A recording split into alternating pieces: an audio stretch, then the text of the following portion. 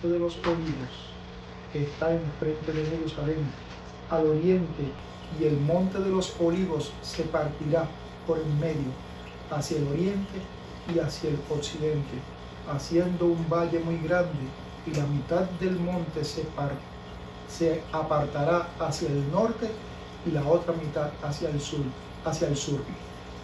Y huiréis al valle de los montes, porque el valle de los montes llegará hasta el Asal. Huiréis de la manera que oísteis por causa del terremoto en los días de Usías, rey de Judá, y vendrá Jehová mi Dios, y con él todos los santos. Amén. La morada de Dios un día descenderá del cielo, y así como lo describe Zacarías, pondrá sus pies sobre el monte de los olivos y se hará un gran valle, y la ciudad de Dios descenderá y será la morada de los santos del Altísimo por la eternidad, así como está descrito al final del capítulo 2 de Daniel, aquella gran piedra cortada no con manos humanas que hirió a los pies en la imagen y desmenuzó los reinos de la tierra, el hierro, el barro, el bronce, la plata y el oro, y cubrió todos los pecados y el desastre que el hombre había hecho. Así terminará como lo describe Zacarías, haciendo un mundo nuevo como al principio, morada de los redimidos. Oremos. Oh Dios y Padre, gracias te damos, porque tú has dejado el cronograma de los siglos escrito para que todos aquellos que quieran pertenecer a tu olivo santo podamos saber los tiempos en que estamos viviendo. Nútrenos con el aceite de tu Santo Espíritu y capacítanos para vivir en santidad.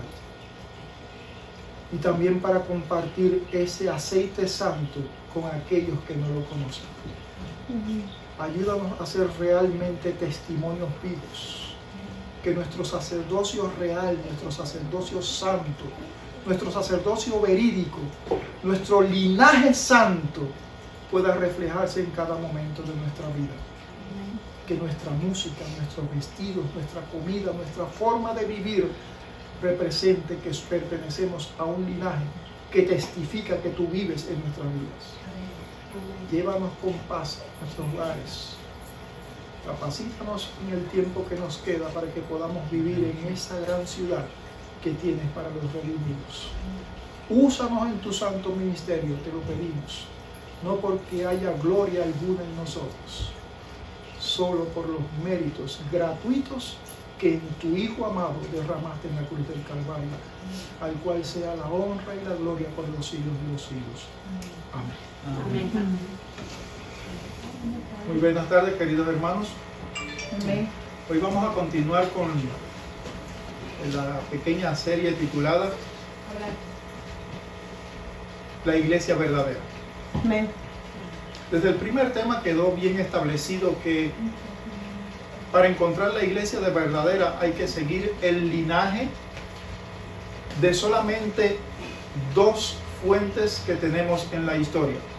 Una es el linaje que viene desde Abel o Set y el linaje de la serpiente que viene a través de Caín. Y durante estos temas hemos llegado finalmente en el período que comenzó aproximadamente desde el tiempo de Constantino hasta 1844, que mencionamos al final del tema pasado.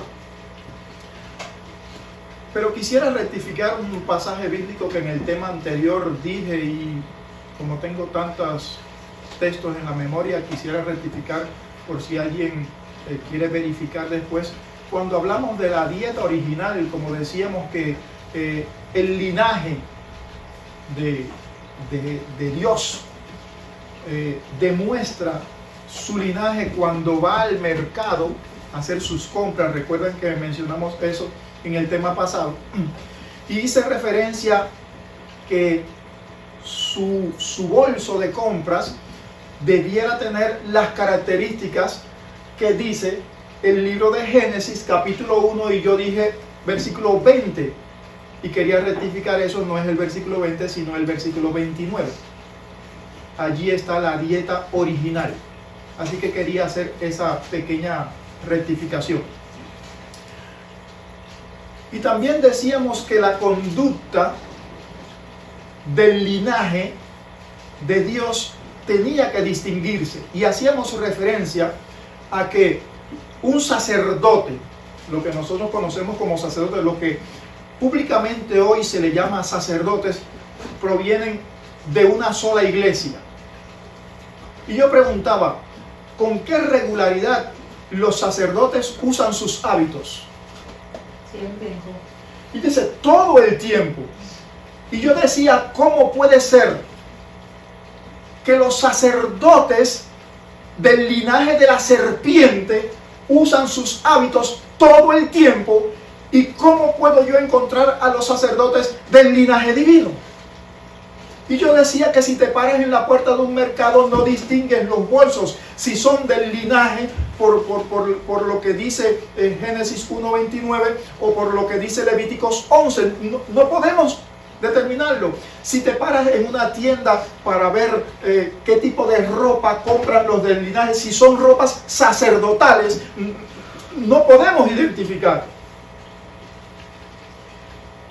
Y decíamos, ¿qué podemos hacer para que, al igual que los sacerdotes del linaje de la serpiente, representan todo el tiempo su sacerdocio? La referencia de 2 de Pedro 2:9, que somos reales sacerdotes, sacerdotes verídicos, se puedan ver como los sacerdotes del linaje de la serpiente todo el tiempo. Mencionamos también algunas características específicas, que es la introducción al tema de hoy para proyectarnos entonces hacia el final. Si nosotros leyéramos en el libro de Daniel, porque dijimos que este periodo que transcurrió a partir del tiempo de Constantino, aunque Constantino ya no vivía, él comenzó el proceso de cristianismo en el mundo, popularizó el cristianismo, y Teodosio en el año 489 fue quien finalmente instituyó como culto oficial el cristianismo. Eso no lo hizo a principios del cuarto siglo Constantino, pero sí Teodosio a finales del cuarto siglo instituyó como religión oficial, ¿verdad?, el cristianismo en el mundo. Y yo hacía referencia que Daniel en el capítulo 7, en los versículos del 7 al 14, vamos a leer. Daniel 7, del 7 al 14. ¿Cómo es que la Biblia describe cómo sucedería este tiempo que nos lleva exactamente hasta el 1844? Una vez estaba yo en casa y me visitaron dos hermanos misioneros. Saben que hay organizaciones en el mundo que son muy misioneros. Ellos van de casa en casa, de cuadra en cuadra, ¿verdad? Son hermanos misioneros. Y quiero hacer énfasis en la palabra hermanos, porque recuerden que desde el primer tema quité todos los carteles que existen en las iglesias. Bautista, metodista, episcopal y adventista, todos, los quité todos. Cristianos, todos creemos que somos del linaje de Abraham, ¿verdad? Pero vamos a identificar dentro de todos los cristianos lo que se pueden considerar realmente la iglesia verdadera. Y la iglesia verdadera no está sujeta a un nombre. La iglesia verdadera son los seguidores de Cristo, que es el linaje, ¿verdad?, que va desde el principio hasta la eternidad. Y dice, estos hermanos me hacen referencia y me dicen, ¿sabes que la idea del juicio investigador es un invento de una escritora cristiana. Y digo, no. Dice, me dicen ellos, sí, porque eso no está en la Biblia. Y le digo, mira, yo no sé si ella lo inventó, pero yo lo que sí sé es que el juicio investigador no es un invento de una hermana cristiana. El juicio investigador es una profecía divina. Y hoy vamos a estudiar realmente si este periodo de tiempo fue invento de una persona o si finalmente fue una profecía que Dios dio para que aquellos que son del linaje de Dios pudieran saber los tiempos. Y leemos en el versículo 7 del libro de Daniel, dice, después de esto miraba yo en la visión de la noche y he aquí que la cuarta bestia espantosa y terrible, y la cuarta bestia, según lo que hemos estudiado ya y también con la relación a la imagen de Nabucodonosor, es el cuarto reino. Y el cuarto reino, después de Babilonia, Medo-Persia, Grecia, ¿quién viene? Pues viene Roma. Dice, espantosa y terrible, comparada con una gran bestia de manera fuerte, la cual tenía unos dientes grandes de hierro, devoraba y desmenuzaba a la sombra, hollaba con sus pies, y era muy diferente de todas las bestias que vi antes de ella, y tenía 10 cuernos. Y estos 10 cuernos son igual que los 10 dedos de la imagen de Nabucodonosor del capítulo 2, ¿verdad? Ahí está describiendo más o menos de una manera diferente la profecía que ya está en el capítulo 2. Versículo 8 dice, mientras yo contemplaba los cuernos, he aquí que otro cuerno pequeño salía entre ellos, y delante de él fueron arrancados 3 cuernos de los primeros, y he aquí que este cuerno tenía ojos como de hombre y una boca que hablaba grandes cosas. Así que también describimos en la historia que cuando Roma caía, ¿verdad?, se desmembró en 10 reinos, como los 10 dedos que están representados por esta bestia espantosa y terrible por 10 cuernos, pero que salió un cuerno pequeño que derribó a 3 de ellos. Y en el tema pasado habíamos dicho que en el año 538 el último de estos poderes cayó, que fueron los ostrogodos. O sea, que en este preciso momento tenía que existir un poder que tuviera las características de formar parte del imperio existente. ¿Cuál era el imperio existente? Pues Roma. Y tenía que ser un poder político religioso que procediera de esa misma fuente. ¿Y qué poder procedió cayendo los ostrogodos? Pues la Roma papal, el catolicismo, realmente el catolicismo.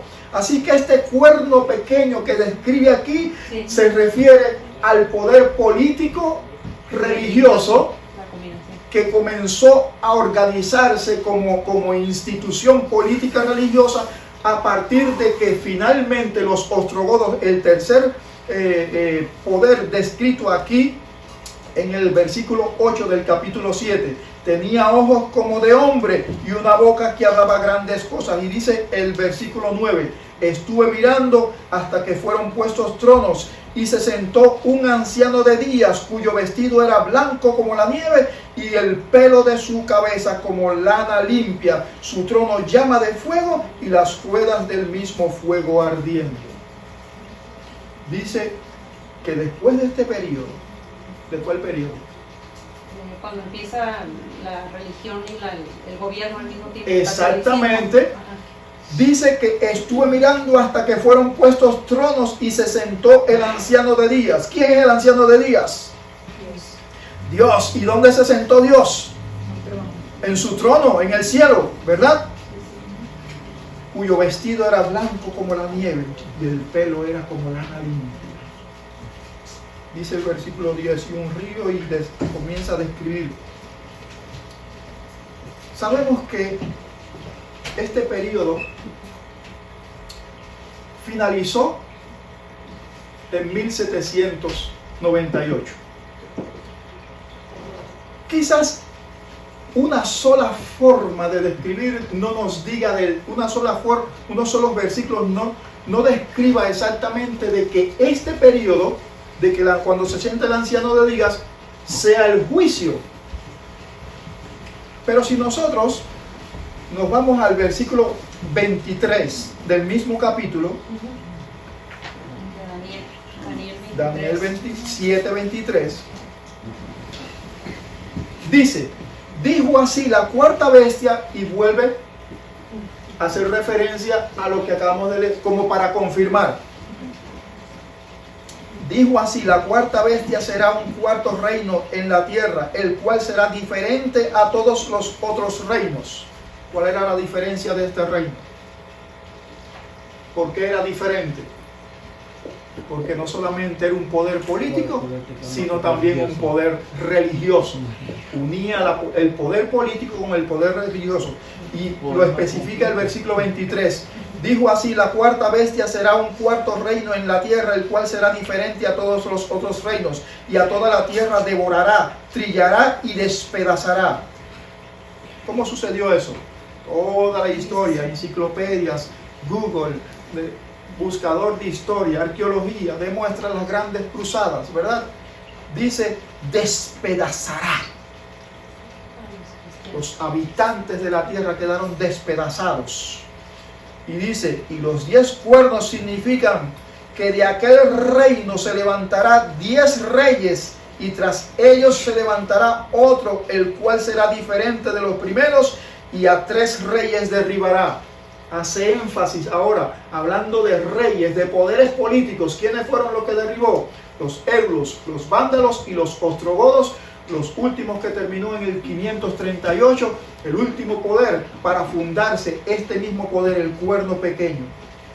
Y entonces dice las 3 características que nosotros podemos distinguir de este cuerno pequeño, de este poder político religioso. Y hablará palabras contra el Altísimo, y las habló. Y las continúa hablando. ¿Qué dijo contra el Altísimo? Se considera vicario de Dios aquí en la tierra, representante de Dios ante los hombres, y hablará palabras contra el Altísimo. Segunda, y a los santos del Altísimo quebrantará, y los quebrantó. Durante 1260 años los cristianos, los hijos de Dios, la herencia del Dios verdadero, fueron perseguidos por el linaje de la serpiente y puestos en castigos horribles, incendiados en hogueras, muertos en los circos romanos y matados en las calles de sus propias ciudades. ¿Por cuántos siglos? Por 1260 años. 26 siglos. Y la tercera característica para definir el linaje de la serpiente dice, y pensará en cambiar los tiempos y la ley, y serán entregados en sus manos. ¿Qué se refiere a cambiar los tiempos y la ley? Atentar contra la ley de Dios. El único mandamiento que habla de la ley es el cuarto. Y justo el cuarto mandamiento ha sido borrado de la ley de Dios. Si tú preguntas, ¿cualquier otro mandamiento se puede robar? No. ¿Se puede mentir? No. ¿Se puede codiciar? No. ¿Hay que respetar a Dios? Sí. ¿Hay que guardar su ley? Sí, menos el cuarto mandamiento. Y yo explicaba que borrar el cuarto mandamiento es borrar el linaje de nuestra creación. Es el único mandamiento que le da crédito a Dios, no solamente como creador, sino como redentor. El hombre ha tratado de eclipsar el cuarto mandamiento, pero aquí nos advierte el profeta Daniel que este cuerno pequeño, que este poder político religioso trataría de cambiar precisamente ese mandamiento, los tiempos y la ley. El único mandamiento que habla acerca del tiempo, de la observancia del sábado como día del Dios verdadero, es el cuarto. Así que si nosotros queremos seguir al linaje de la serpiente, encontremos en este tiempo un poder que habla blasfemias contra el Altísimo, número 1, que persigue a los santos del Altísimo y que cambia el cuarto mandamiento. Y si quieres encontrar al linaje del Dios vivo, encuentra fácilmente a los que esa iglesia, a ese poder político religioso persigue, y muy fácil lo encontrarás. Todo el que se une a él pertenece al linaje de la serpiente. Todo aquel que es perseguido es del linaje del Evangelio de Jesucristo. Así que aquí nos dice que trataría de cambiar los tiempos y la ley, última parte del versículo 25, por un tiempo determinado. Y dice tiempo, tiempos y medio tiempo. En hebreo, tiempo significa un año. Tiempos, 2 años. Y medio tiempo, medio año. Medio año, 3 años y medios en días, son 1200 en días, claro, del calendario hebreo, por supuesto que es justo de 30 días, ¿verdad? Del calendario hebreo son 1260 años. Este poder debía gobernar por 1260 años. Así que saque números si debía surgir después de derribar a estos 3 poderes, los érulos, los vándalos y los ostrogodos. Debía surgir, y los ostrogodos, el último de estos 3 poderes, fue derribado en el 538 y debía gobernar o tener su periodo de expansión por 1260 años. ¿Hasta qué año debía gobernar? Pero antes de entrar en ese detalle, quiero terminar de leer lo que dice después de que gobernaría por tiempo, tiempos y medio tiempo. Versículo 26. Pero se sentará el juez. Después de este periodo de tiempo, tiempo y medio tiempo de 1260 años, se sentaría un juez. Y le decía yo a aquellos amigos que me decían que era una invención, un invento de una escritora cristiana. Dice, mira, aquí dice que hay un juicio, porque dice que después del tiempo de inquisición de este poder político religioso, tenía que sentarse un juez. Y dice el versículo 26, pero se sentará el juez y le quitará su dominio. ¿A quién le quitará su dominio? ¿Quién estaba gobernando? ¿Quién tenía el poder de gobernar sobre el mundo? La Iglesia Católica, el papado. Y dice, y le quitará su dominio para que sea destruido y arruinado hasta el fin. En 1798, y pueden sacar sus celulares, su calculadora, y calcular desde 538 y buscar en la historia cuál fue el último poder, cómo fue que terminó finalmente la división de los 10 reinos europeos en el 538, y sume 1260 años y vaya a buscar categóricamente, lo lleva hasta el año 1798. ¿Y qué pasó en el 1978? 1798. El francés Napoleón Bonaparte, en su periodo de esplendor, ordenó a uno de sus generales, el general Berthier, que fuera a Roma. Y entró el general Berthier a Roma con su ejército, tomó preso al Papa. Número 1, dando así por terminada y cumplida la profecía de Daniel 7. Y lo llevó preso a Francia, y un año después murió en una prisión, en una mazmorra en Francia. ¿Cómo se llamaba ese papa? Pío IV. Pío IV. El Papa Pío IV. Parece increíble, pero hace 2500 años atrás, Dios escribió aquí en su palabra cómo podemos revisar a través de los tiempos para demostrar el linaje de aquellos que siguen al verdadero Dios. Pero también describe con claridad quiénes son aquellos que siguen el linaje de la serpiente.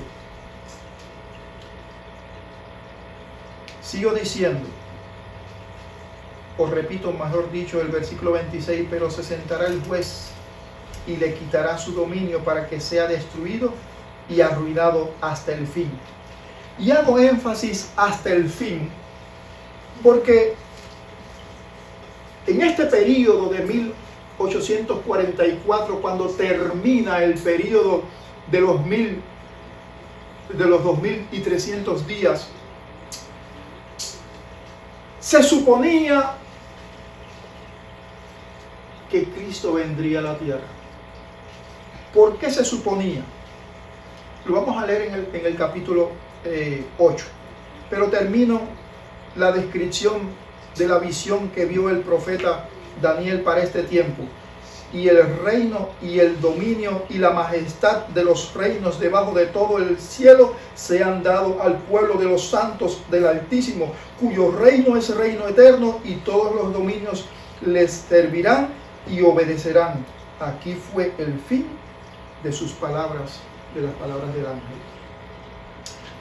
Si continuamos leyendo el capítulo 8, me gustaría leer los versículos 13 y 14 como por tercera vez en la palabra de Dios se hace referencia al juicio que muchos dicen que es un invento de una escritora cristiana.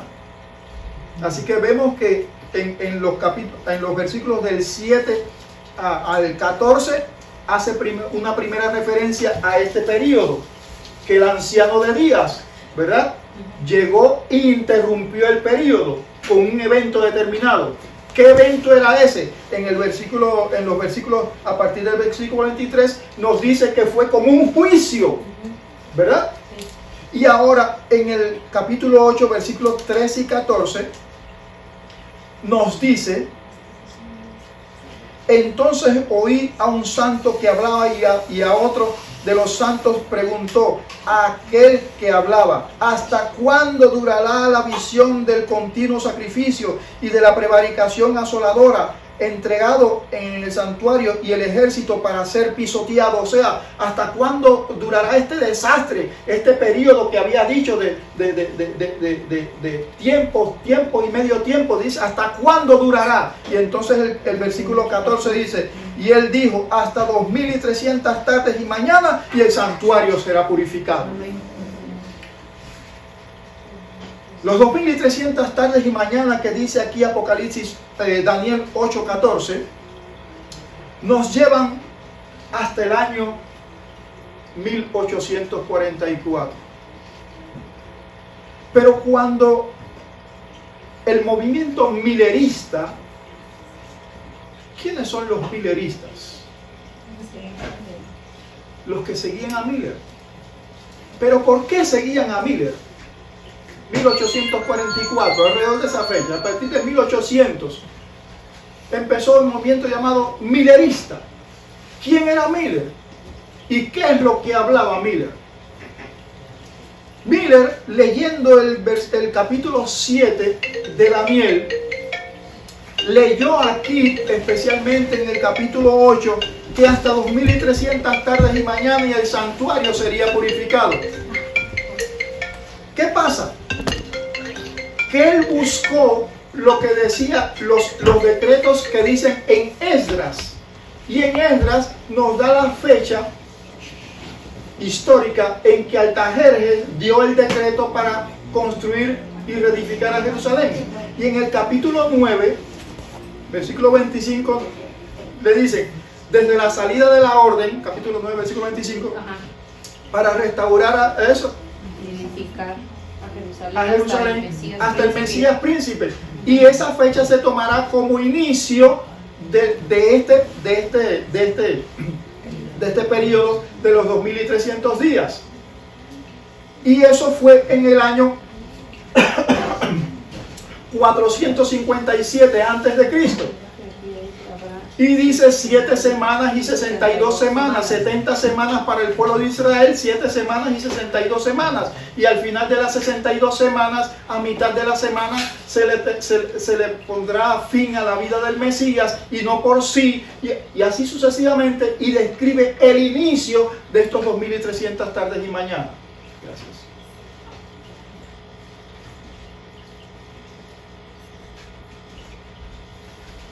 Y el resto de este periodo, después de esta semana, está en los capítulos 2 y 3 de Apocalipsis, pero este no es el tema en cuestión. Esa es la otra serie que estamos teniendo de las 7 iglesias del Apocalipsis, que es ese largo periodo que empieza desde el primer siglo hasta nuestros días. Ahora, nosotros en nuestro estudio hemos llegado hasta Constantino, que fue quien produjo el movimiento adecuado de la política cristianizada, que dio origen a que finalmente a fines del cuarto siglo este poder quedara establecido en Roma y nos llevará finalmente hasta 1844, que es el fin de los 2300 tardes y mañanas. Así como nosotros podemos sacar la cuenta de que a partir del 538 hasta 1798 es el periodo de los 1270 años, 1260 años, perdón. Así retrospectivamente podemos encontrar el inicio de los 2300 tardes y mañanas, que fue en el 457 a.C., y si sacan sus calculadoras nos llevarán hasta el año 1844. Después de que el Papa fue preso en Roma, el cristianismo una vez más fue liberado. Durante ese periodo inquisidor se prohibió leer la Biblia. Las Biblias se quemaron. Los cristianos eran obligados a hacer lo que la tradición de la Iglesia Católica decía. Después de este periodo 1798 en que el Papa quedó excluido de su poder, pues nuevamente los cristianos comenzaron a emergir de las tinieblas. Comenzó nuevamente el estudio de la Biblia, y ahí es donde entra en la historia Miller. Los santos que habían sido perseguidos durante este periodo que dice el capítulo 7, comienzan a emergir. Aparecen Biblias y se empieza a estudiar. Y Miller lee lo que dice que hasta 2300 tardes y mañanas y el santuario será purificado. Y él interpreta que el santuario es la tierra y que finalmente Cristo viene. Pero el capítulo 7 ya nos había dado una imagen que la recompensa divina sería por un poco más de tiempo. Lo cierto es que la Biblia es clara y nos dice que después de este periodo no vendría el Mesías, sino que comenzaría ¿qué cosa? El juicio de los santos. El libro de Apocalipsis, en el capítulo 10,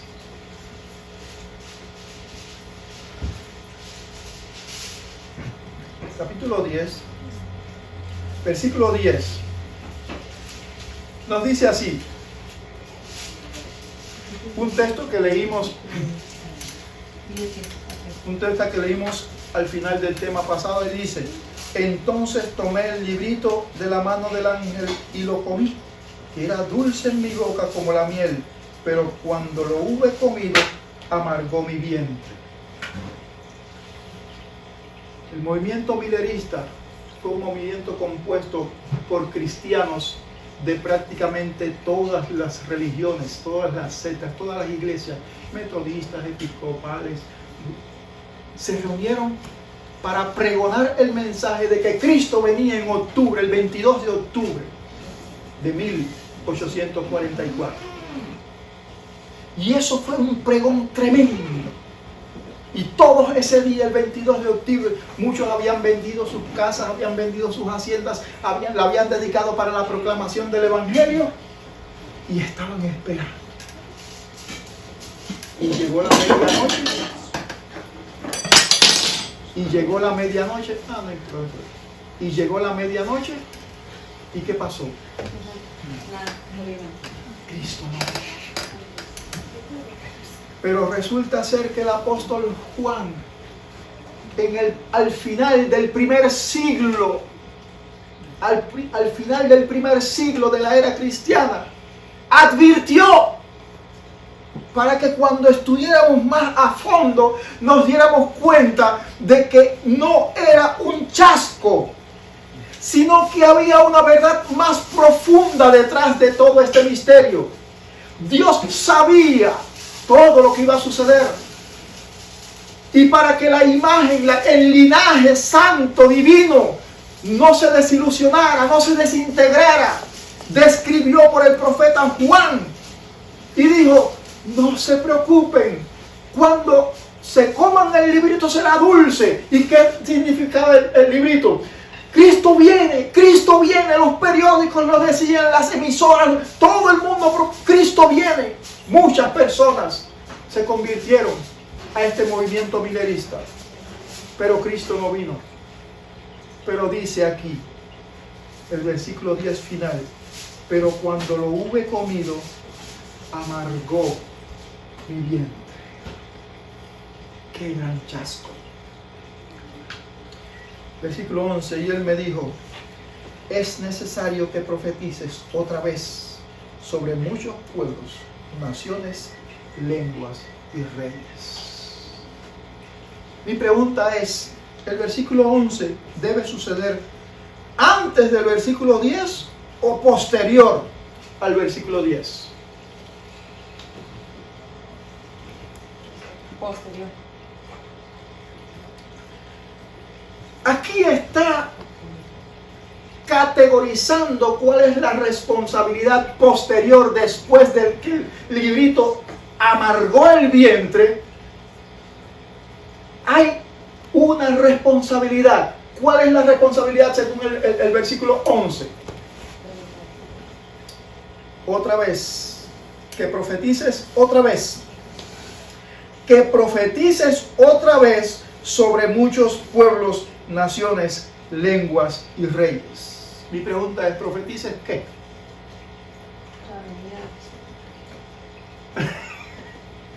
Si es que profetices otra vez, tiene que ser el mismo mensaje de Miller, el mismo mensaje de este movimiento. Mi pregunta es, ¿cuál era el mensaje de este movimiento? ¿Quiénes eran esa gente?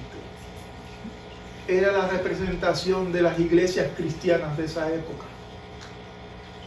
Ellas tenían nombre, pero ese movimiento no tenía nombre. Eran los que esperaban el advenimiento del Dios vivo. Para aclarar esto, debiéramos continuar la lectura con el capítulo 11.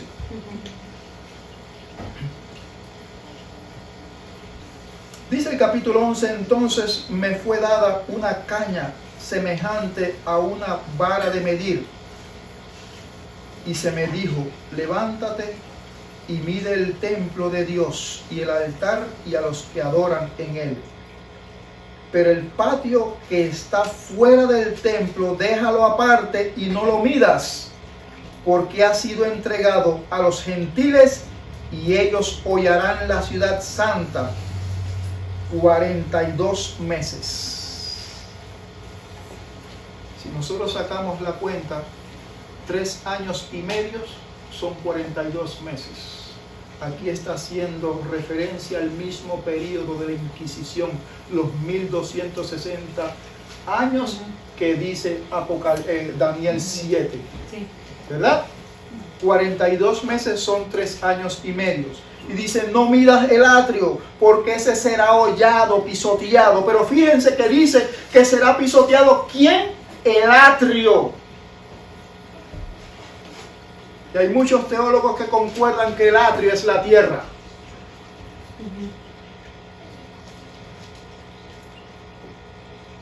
Ustedes estudien más a profundidad y descubran si ellos tienen razón o no.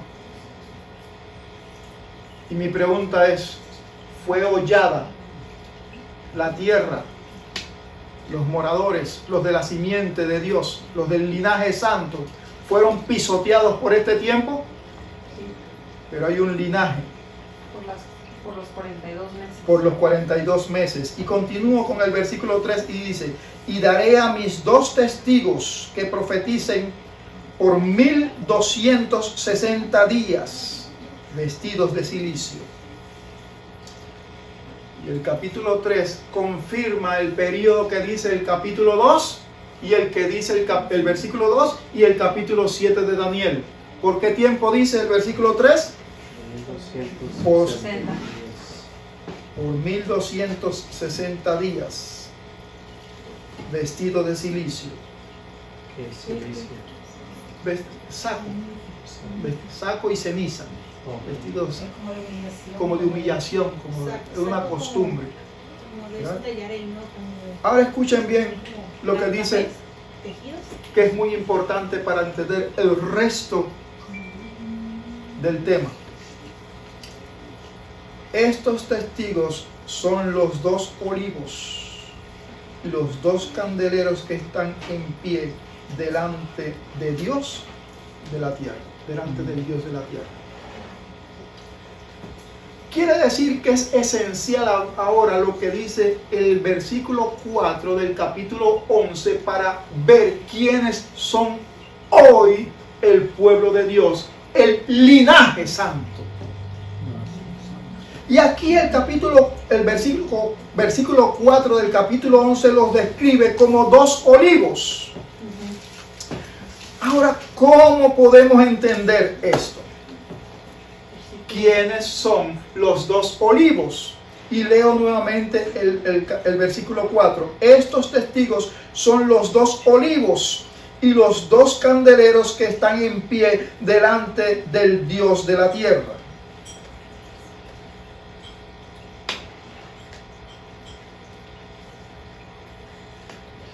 ¿Quiénes son los dos olivos? ¿Quién? Los dos linajes. La imagen de la serpiente y la imagen de la verdadera. No pueden ser el linaje de la serpiente porque dice que están delante del Dios vivo. Ah, no, entonces. Pues ahí no. ¿Quiénes son los dos olivos? Hermanos cristianos del mundo, Bien, hermano. si usted quiere demostrar su linaje santo, su linaje divino y distinguirse del linaje de la serpiente, usted tiene que descubrir en la palabra de Dios hoy, en este tiempo, que usted pertenece a ese olivo. Si nosotros buscamos en Romanos, podemos leer en el versículo 5, capítulo 11, versículos 5, 13 y 17. Solamente esos versículos para leer rapidito. Así también, aún en este tiempo, ha quedado un remanente escogido por gracia. Y sí, por gracia, ya no es por obras. De otra manera, la gracia ya no es gracia. Y sí, por obras, ya no es gracia. De otra manera, la obra ya no es obra. ¿Quién forma parte de este olivo? O por lo menos de uno de estos olivos en este tiempo. Dice que es un remanente. ¿Cree usted ser parte de este remanente? Léame el versículo 13, por favor. De ahí mismo, capítulo 11, versículo 13. Porque a vosotros hablo, gentiles, por cuanto yo soy apóstol a los gentiles. Honro mi ministerio. Aquí el apóstol Pablo se está identificando como ¿qué? Como apóstol enviado a llevar el mensaje a los gentiles. ¿Cuál es el mensaje que el apóstol Pablo llevaba a los gentiles? El mensaje del arrepentimiento en Cristo Jesús. Y Pablo, como todos los apóstoles, pregonaron todo lo que de Jesús decía, desde Moisés hasta Malaquías. Y el mensaje de los apóstoles era demostrar que el Mesías había anunciado que vendría y que en Él hay salvación y vida eterna. Que en guardar sus mandamientos y reflejar su nombre para su gloria es la virtud de aquellos que son llamados a ser sacerdotes y sacerdotisas de Dios. Así que los sacerdotes, linaje escogido, real sacerdocio, como dice Primera de Pedro 2:9, ¿quiénes son? Aquellos como el apóstol Pablo y los profetas y todos aquellos del linaje santo que han pregonado la justicia de Dios, guardar su ley y pregonar vida y vida eterna en la sangre de Cristo Jesús. Y él dice en el versículo, en las cartas Romanos, capítulo 11, versículo 13, que él fue llamado a hacer ¿qué cosa? Honrar a su ministerio. Pero a ser apóstol ¿de quién? Los gentiles. De los gentiles, ¿verdad? Nos estamos acercando a ver quiénes son los olivos ahí. Nos estamos acercando a ver quiénes son los olivos. ¿Y qué dice el versículo 17? Los gentiles no sabías. ¿Verdad? Nos estamos acercando. ¿Qué dice el versículo 17?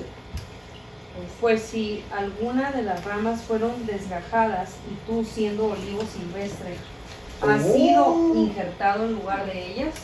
Quiere decir que el apóstol Pablo sabía que quién era el olivo natural. Los de la descendencia de Abraham. Sí. Los del linaje de Set. Los que amaban la promesa de hallar perdón por los pecados en el sacrificio instituido en el Edén. Y que habían recorrido la historia pregonando de que en Cristo Jesús hay salvación y vida eterna. Y que sacrificaban los corderos, demostrando así que Jesús un día vendría para morir por los pecados del pueblo. Y que su ley es la norma que debe representar cada uno que escoja ser del linaje de Dios.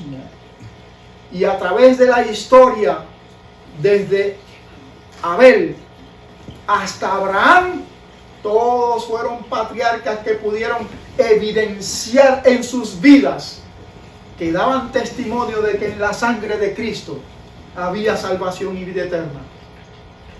Todos ellos, desde Abraham hasta Cristo, pregonaron, los profetas que escribieron todo el Antiguo Testamento. Y ahora vemos al apóstol de los gentiles, al apóstol Pablo, diciendo: yo que soy sangre del olivo natural, he sido llamado ¿a qué? A pregonar para los gentiles. El segundo olivo. Uno es el Antiguo Testamento y el otro es la pregón para los gentiles. Vuélveme a leer el versículo 17, por favor. Pues si algunas de las ramas fueron desgajadas y tú, siendo olivo silvestre, has sido injertado en lugar de ellas y has sido hecho participante de la raíz y de la rica savia del olivo, no te jactes contra las ramas, y si te jactas, sabe que no sustentas tú a la raíz, sino la raíz a ti. Aquí hay una palabrita que no quisiera pasar por alto antes de continuar. Y dice: eres un olivo silvestre injertado en el olivo. Y dice: y te has alimentado ¿de qué? La raíz. De la savia. Del olivo. Mi pregunta es: ¿cuál es esa savia? La palabra de Dios. Quiere decir que si tú consideras de que formas parte de esos olivos, pero no estás recibiendo la savia de la palabra de Dios, el conocimiento de la palabra de Dios, que es el que te ayuda a demostrar. Ahí nos advierte de una vez. Así es. Que sepamos que nosotros no nos alimentamos, que nosotros no estamos alimentando a la raíz, no que nosotros nos alimentamos. De tradiciones que vinieron posteriormente. Nuestro linaje no comienza con Constantino. Nuestro linaje no procede de la serpiente. Pero para que tú puedas demostrar eso, tienes que alimentarte de la savia de la palabra de Dios. Si tu inspiración de vida no es el consejo de los profetas que Dios te envió, estás confundiendo tu linaje. Vamos a pasar los de los israelitas ahí, que no nos hartemos, dice, porque si no... Por eso es que hacía referencia a que cuando salimos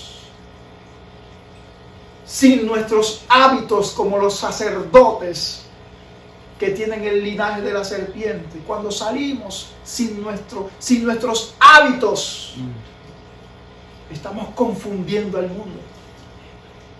Hemos sido llamados a ser sacerdotes reales.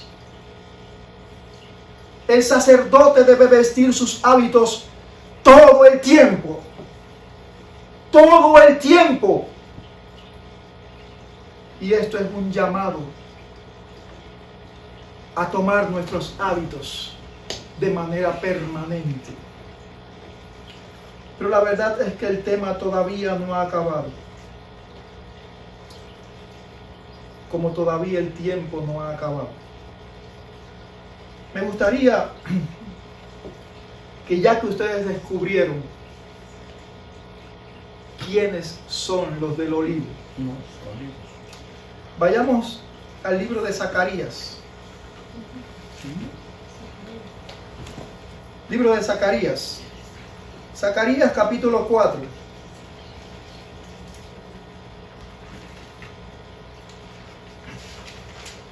Dice el versículo 3.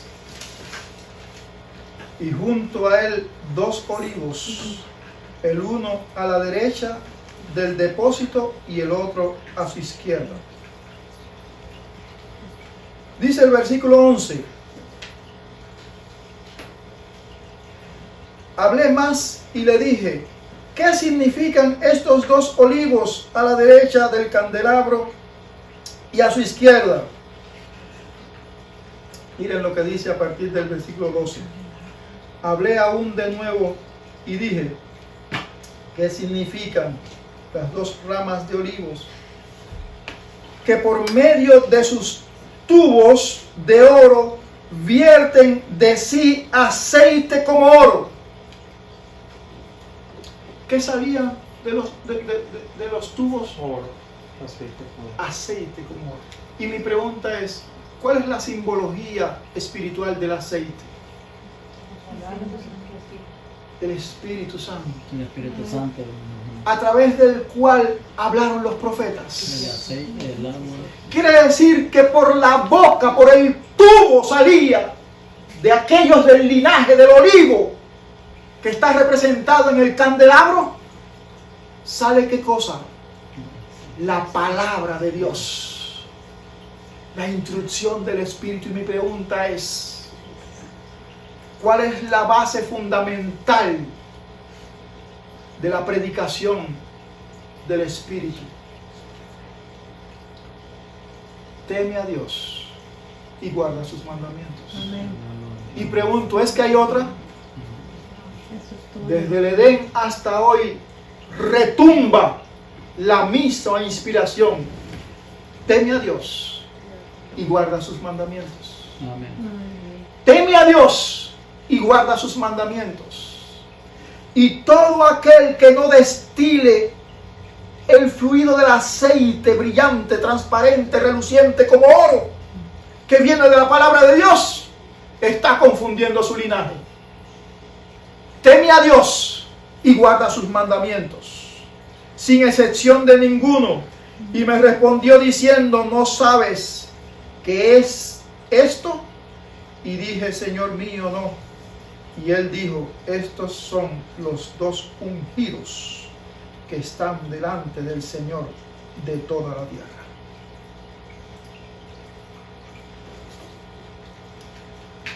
Para terminar, quiero regresar al maravilloso libro de las Revelaciones, aunque la mayoría de los cristianos le tiene mucho miedo.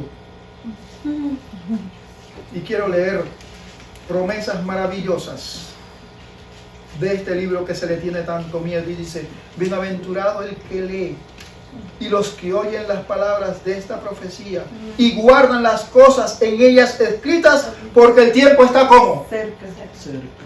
Amén. ya pasó la Inquisición, ya comenzó el juicio en el cielo, y según lo que está profetizado, después viene el reino de los santos. Apocalipsis 1:3 acabo de leer, y ahora voy a leer en el capítulo 12, versículo 17.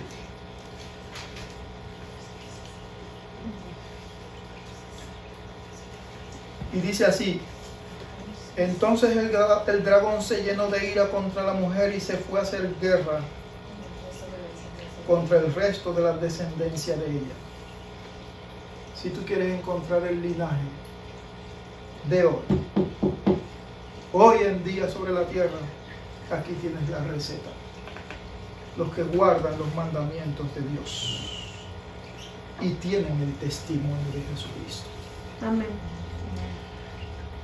Aquí habla acerca de otro texto, y el apóstol Juan está tomando como referencia un versículo que estudiamos anteriormente en uno de los dos temas anteriores. ¿Y cuál es ese tema? ¿Cuál es ese texto? El de Juan 14:3. Dice: ¿os tomaré a quién? A mí mismo. Porque Jesús dijo: los tomaré a ustedes. ¿Por qué no dijo: los tomaré a ustedes?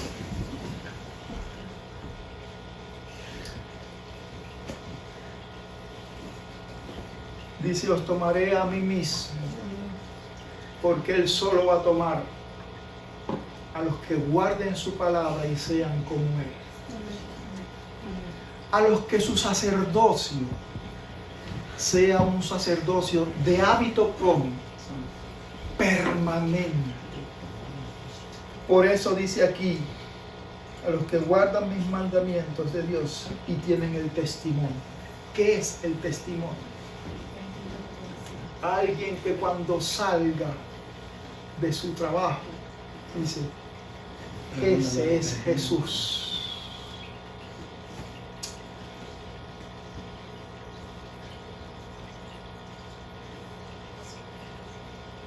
Y este texto me hace recordar una triste historia. Estaba yo en el servicio militar y puedo decir, fui fiel en la observancia del sábado en el servicio militar. Un sábado me había ido a la iglesia y cuando regresé mis útiles de trabajo no estaban. Y pregunté: ¿no habían visto? Y me dijeron: un presidario que trajeron los ocupó. Le dijimos que tú eras adventista, que estabas para la iglesia, y ya era oscuro de noche. Y al otro día en el campo de caña me puse a buscar, conozco mis cosas, y la encontré. Y cuando el muchacho me vio, me dice: ah, tú eres el religioso. Y le digo: sí, yo soy el religioso. Y dice: ah, ustedes son los que no se pueden fajar los sábados, pelear los sábados. Ok, pues el sábado voy a ir a buscar los útiles. Y yo esperé que llegara el sábado ansiosamente para aceptar el reto. Y yo siempre he tenido una ética moral muy personal, que si peleo y alguien cae al suelo, pues para mí es suficiente. No golpear a nadie en el suelo, una persona indefensa. Pero aquel día estaba yo lleno de ira, en el día del sábado. Y cuando el muchacho vino a ocupar mis cosas, violentamente me levanté y allí comenzó la pelea. Pronto lo llevé al suelo, me abalancé sobre él y lo golpeé con ira. que muchos de los compañeros tuvieron que entrar y arrebatármelo, y aún en la despedida pateé el lomo del muchacho.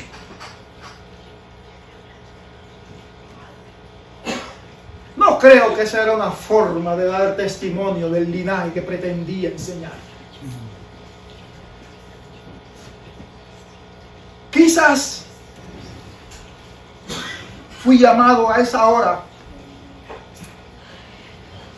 para decirle, amigo, si tú no tienes equipos, yo puedo hacer mis tareas y también las tuyas.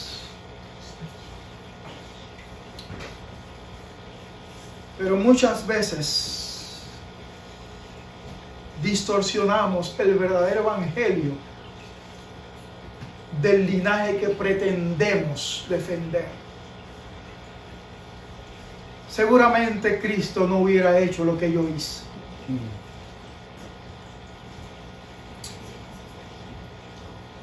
Porque esta segunda parte, que casi todos nosotros lo que pretendemos ser del linaje santo, tratamos de obviarla.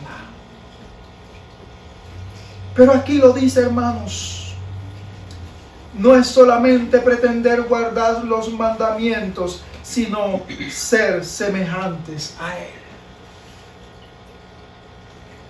No es solamente pretender proclamar los 10 mandamientos, sino vivir en conformidad con ellos.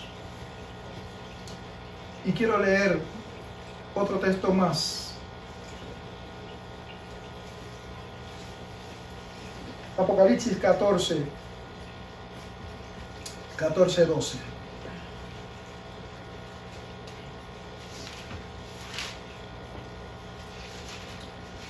Aquí está la paciencia de los santos. Una vez más, los que guardan los mandamientos de Dios y tienen la fe de Jesús.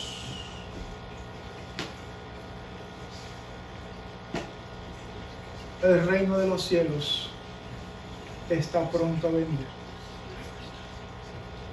Y Dios espera que el verdadero olivo, la simiente verdadera, resplandezca ante los del linaje de la serpiente, para así dar testimonio con el mismo mensaje, el mismo aceite que ha de brillar, para testimonio de que Cristo está muy pronto a venir. Amén. Solo te aconsejo, en esta parte final de este tema, que te unas a ese movimiento. Dice la palabra de Dios que la iglesia verdadera es el olivo, uno de esos olivos a través del cual fluye el mismo mensaje que hace eco desde el Edén. En Cristo Jesús hay salvación y vida eterna. Teme a Dios y guarda sus mandamientos. Que Dios te bendiga. Amén.